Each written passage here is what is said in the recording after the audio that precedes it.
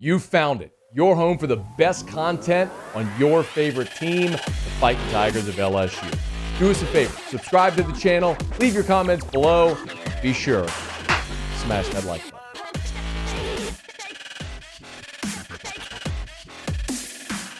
Today, Jimbo Fisher was asked at his weekly press conference about all the smoke around LSU. This is how it sounded earlier today. Amid of the persistent reports, are you at a point where you can guarantee that you're going to be staying at A&M for next season and beyond? Let me ask you this. Here's the best. I've told everybody I'm staying here, and I've told everybody I plan on being the coach at A&M. All right. And everybody thinks all coaches lie. I know. Y'all don't believe us, all right? That's why we don't trust y'all, okay? So we're even, okay? Whatever we say, nothing's off the record, okay? It's off the record. No, it ain't off the record. You didn't say that, all right? But I'm joking. But we're going to recruit maybe as good a class. Here's the best. Because I said the other things. I plan on being. I love the AD. I love the president. I love the chancellor. I love living here. I love being on my ranch. I love the family loves it here. I love Kyle Field. I love the people. I love all that stuff. And that's obviously not good enough. And I get it. I'm not mad at you. I'm sorry, seriously. I read the reports and people come to me. I say, I don't want to hear. I'm not interested. We may recruit number one. We're going to recruit an unbelievable class this year. Okay? So I'm either the dumbest human being on God's earth. Okay? Who's going to recruit all these guys to A&M so I can go across over here and go play against them. Okay? If I did that, you ought to say, that's the dumbest human being. I don't want him to be my coach. Okay? Guys, we're going to recruit a heck of a class. We're going to have special things here. We're building special things. They're investing in the program. They're investing in everything we got. We're building a culture. We're not where we are. And that was a disappointing thing about Saturday for me, that we didn't take a step in some of the things I thought we really should have. And it wasn't because I want to. It's got to out. And I got to do a better job explaining to our players to get them to do it. But I want to be at A&M. I plan on being at A&M. I ain't going no. I don't want to be nowhere else. I love being right here.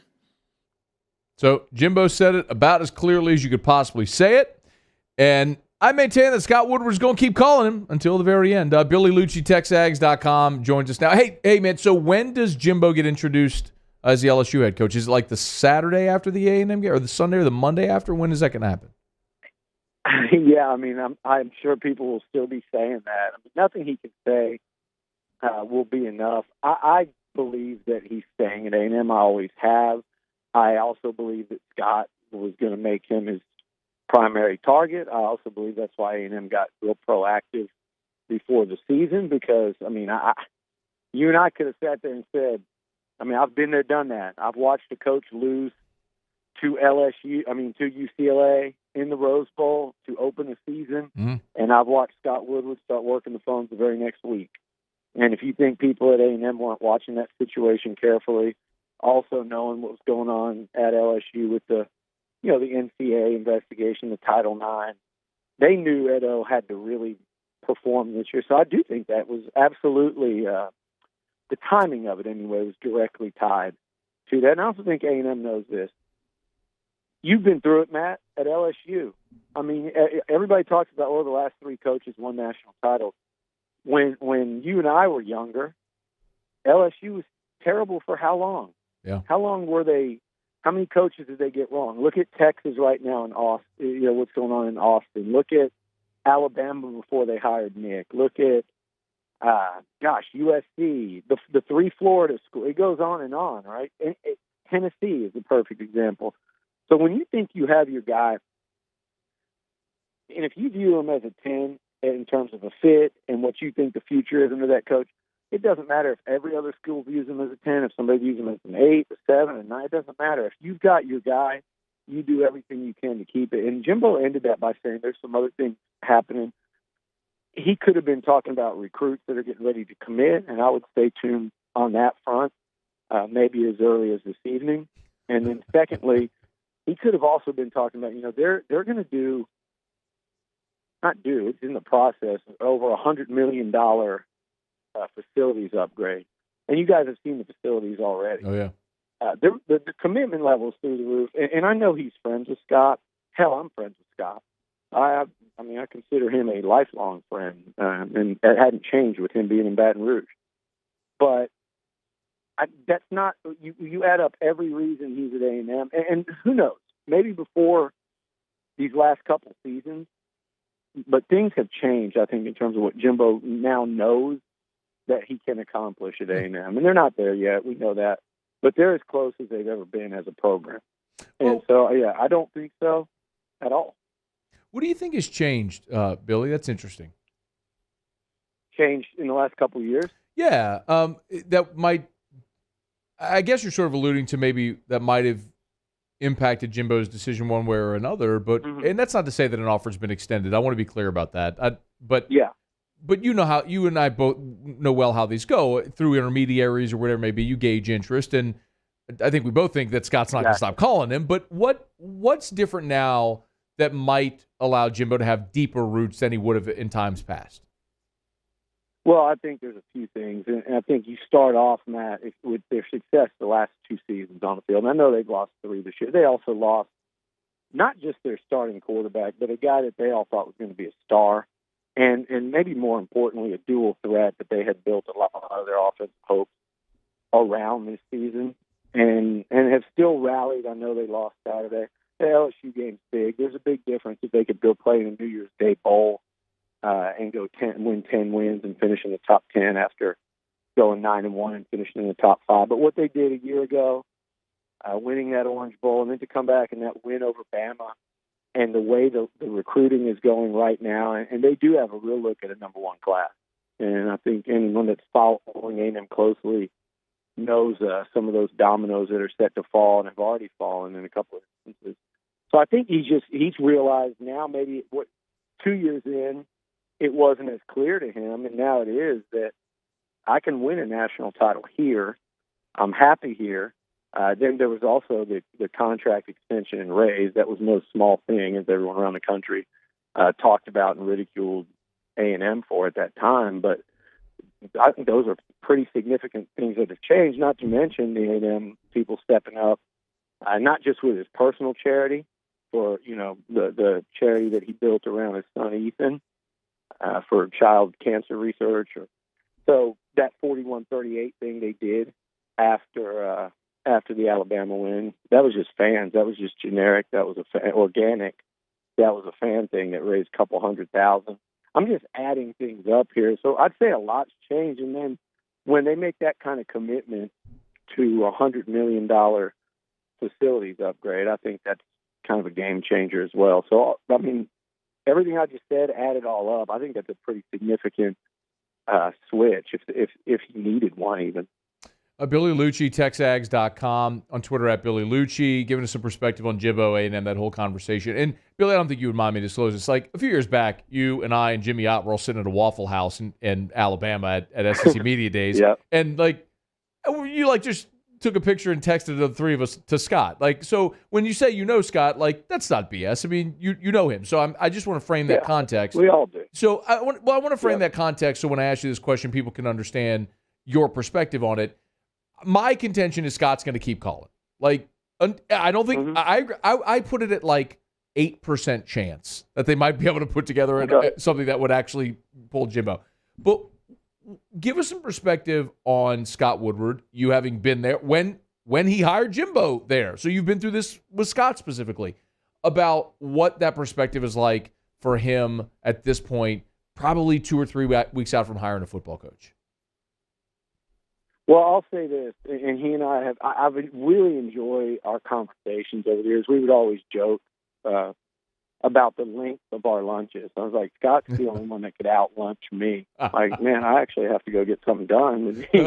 He's ready for football practice. And I think he's an incredible athletic director, and I was sad to see him go. I'm very happy they replaced him with Ross Bjork, but before I knew who was coming in, just as a friend, I was sad to see him go. But as an AD, no question, he was going home. But I think it's a unique position for Scott because, I don't think there's any doubt, and I think any LSU fan that thinks otherwise too would be wrong. I don't think there's any doubt that he would love to get Jimbo, but I also think he knows this place. And he knows Jimbo, and he knows how difficult it would be. And I think you're crazy. I think what you said is true. I think he'll keep calling or going through whoever until Jimbo, unless he's already done that here recently, and perhaps it was this weekend with all the between losing a game and wanting to finish out this incredible class, and maybe it gets it to a tipping point where you're like, you know what? And you just say, listen, I'm not doing it. You got to stop calling. I appreciate you for everything. So who knows if that's happened recently or if it will. But in my opinion, Matt, if you think you think Scott's sitting on Jimbo Fisher and not pursuing other options. See, here's the unique position he's in, though. His two big giant hires in terms of football were kind of like, they weren't easy, but they were done long before anything came out. He knew that Jimbo was in a situation at Florida State, and that was a longtime friend that he had worked with before. He knew exactly that situation, and he knew exactly what it would take to get him to A&M. And I think the biggest thing it was going to take was being able to pay and get A&M to realize the value in it and spend money like they'd never spent before, not to mention the guaranteed contract and the no buyout. So I think it was as simple as if he could push that across, he knew that he was going to get land Jimbo. And as far as Chris Peterson, I'm outside with the dog. It's all good, man.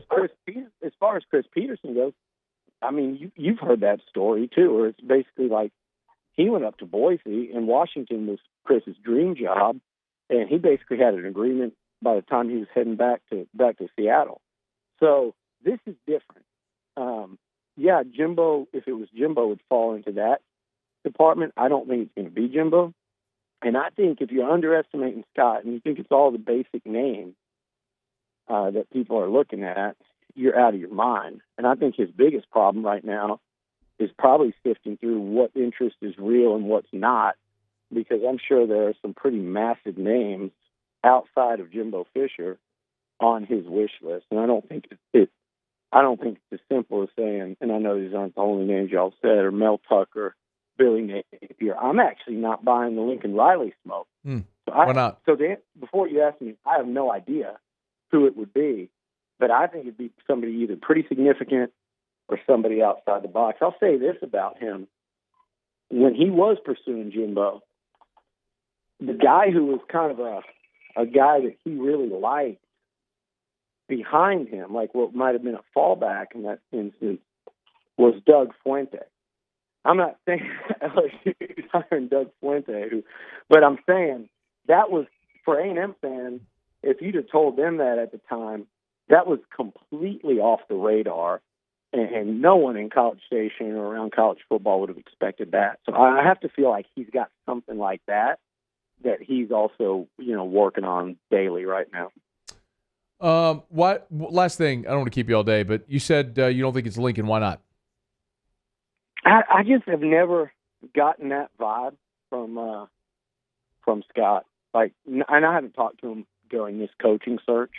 I've actually deliberately tried to stay out of that for obvious reasons, but plus I don't want to drive myself crazy for no other reason. But I don't think I've just heard enough behind the scenes that I think that might be something that's just been smoked out, and become kind of like the flavor of the week or the flavor of the last 2 weeks, I guess. Now I'm looking at Lincoln Riley at LSU with the ability to recruit there, kind of athletes he could have at receiver and running back. And it sure seems like it would be a pretty fascinating hire. But I don't know. Put me on record as saying I don't think it'll end up being Lincoln when it's all said and done. Man, it'd be a big payday if it was, with the type of money they're throwing around. But it's. I don't think you turn it down. Don't get me wrong. I don't think you turn it down. Man, it's say it all the time, Billy. With coaching searches, it's never really done until it's done. Like you're have the press conference is scheduled and the coach is there being introduced, and even then sometimes like. With Billy Donovan, it's still not really done. So, while it's probably about another 2 weeks we have to wait, I still feel like that's going to feel like a lifetime before Scott Woodward actually gets his guy. I know. And I think that's why it's important for Jimbo to come out of emphatically as he did today, because I think he realized that people were, there were a lot of recruits in Austin this week, and then before they watched Texas go down to Kansas in absolute flames, before they saw that with the great Steve Sarkisian leading the charge, who was better than Jimbo and Nick Saban and everybody else coaching. Oh, the salt. Oh, the salt. It's so good. Before that happened, Matt, there were, they were pitching all the recruits that A&M was going after, that Jimbo was going to LSU. And it's the same thing. I've even heard there's some people on the LSU side telling recruits that. So it's, it was affecting it, not in the way of them not picking up commitments, but I think kids were coming up and asking Jimbo about it. During that Auburn game, they had a bunch of high-profile targets there, and them and their families were asking them. And I think he kind of realized, you know what, I need to just squash this as emphatically as I can. But I'll say this about Scott: you say it's never done till the very end, right? Mm. I do think his last 2 football hires were completely done earlier than we usually see in the business. So it'd be interesting if he pulls that off again, which if that's the case, you're looking at him having somebody, in my opinion, maybe even by the time A&M plays LSU. That I would very much believe. Billy Liucci, TexAgs.com. Thanks as always, man. We appreciate it. All right. I'm sure we'll have you on to talk about the game soon. Yeah, man. I'm looking forward to it. We'll talk in a couple weeks. Hey, thanks so much for watching. Please leave your comments. I love to interact. And be sure to hit the red subscribe button below.